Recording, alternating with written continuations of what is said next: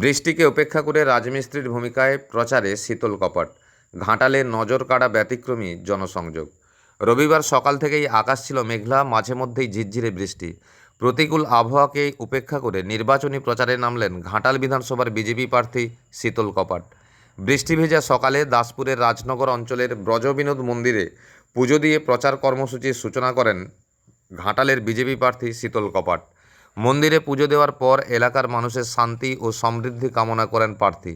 পুজো শেষ করেই কর্মী সমর্থকদের নিয়ে রাজনগর ও সংলগ্ন এলাকায় বাড়ি বাড়ি জনসংযোগে বেরিয়ে পড়েন বিজেপি প্রার্থী শীতল কপাট। স্থানীয় বাসিন্দাদের সঙ্গে কথা বলে তাদের অভাব অভিযোগের কথা শোনেন এবং আসন্ন নির্বাচনের সমর্থন প্রার্থনা করেন। বৃষ্টির মধ্যেও প্রার্থীর এই সরাসরি জনসংযোগ কর্মসূচি ঘিরে এলাকায় উৎসাহ লক্ষ্য করা যায়।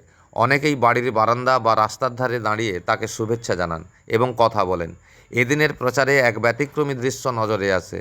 রাজনগর এলাকায় একদল রাজমিস্ত্রি কাজ করছিলেন। সেই সময় হঠাৎই তাদের সঙ্গে কথা বলতে গিয়ে হাতে হাত মিলিয়ে কাজে নেমে পড়েন শীতল কপাট। কিছুক্ষণ তিনি নিজেও রাজমিস্ত্রির ভূমিকায় কাজ করেন, ইট তোলা, গাঁথুনির কাজে সাহায্য করেন। প্রার্থীর এই আচরণ দেখে উপস্থিত স্থানীয় বাসিন্দারা বিস্মিত হন এবং অনেকেই মোবাইলে সেই মুহূর্ত ক্যামেরাবন্দি করেন। স্থানীয়দের একাংশের মতে এই ধরনের উদ্যোগ সাধারণ মানুষের সঙ্গে প্রার্থীর সরাসরি সংযোগকে আরও দৃঢ় করে। নির্বাচনের আগে ভোটারদের কাছে পৌঁছাতে এই ধরনের ব্যতিক্রমী প্রচার কৌশল বেছে নিচ্ছেন প্রার্থীরা। বৃষ্টিকে উপেক্ষা করে সকাল থেকে টানা প্রচার চালিয়ে যান ঘাটালের বিজেপি প্রার্থী শীতল কপাট। কর্মী সমর্থকদের উপস্থিতিও ছিল চোখে পড়ার মতো।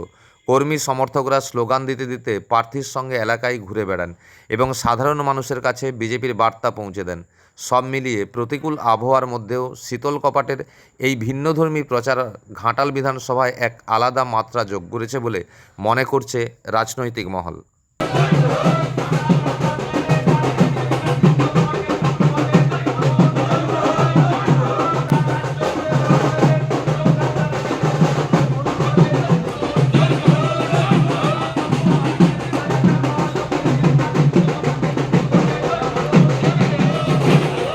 গতকাল ঘাটাল রেলপথের জন্য মোদিজি টাকা বরাদ্দ করেছে, অর্থাৎ ঘাটাল রেলপথ হচ্ছে।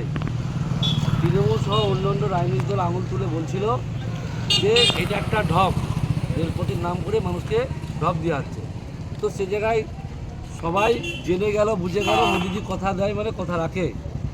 সেই জন্য চারিদিকে যে উচ্ছ্বাস, যে আনন্দ, রেল লাইন ছাড়া আরও যে সমস্ত প্রকল্প মোদিজি পশ্চিমবাংলার জন্য বলেছেন, যেমন মহিলাদের জন্য অন্নপূর্ণা ভাণ্ডার 3000 সহ একাধিক প্রকল্প, বেটি বাঁচাও বেটি পড়াও, আয়ুষ্মান ভারত, কিষাণ সম্মান নিধি যোজনা, সেই সমস্ত যোজনা যেগুলো মানুষের জনকল্যাণমুখী যোজনা। আয়ুষ্মান ভারতের সাথে প্রধানমন্ত্রী আবাস যোজনা, যে 3 লক্ষ টাকা বাড়ি, একাধিক প্রকল্প মানুষ পাবে, এটা নিশ্চিত হয়ে গেছে। তো সে জায়গায় পশ্চিমবাংলা সহ ঘাটালের প্রতিটা মানুষ তৃণমূল কংগ্রেস থেকে মুখ ফিরিয়ে নিচ্ছে, ভারতীয় জনতা পার্টিকে আদর করে গ্রহণ করছে।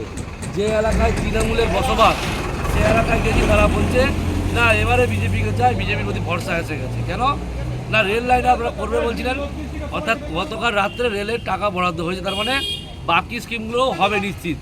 তো সে জায়গায় এই যে আমরা একটা আলুপাড়া বলে এক জায়গায় গিয়েছিলাম, ওখানে বলছে আমরা উন্নয়ন চাই, মোদিজির উন্নয়ন আশা রেখেছে বিজেপির প্রতি।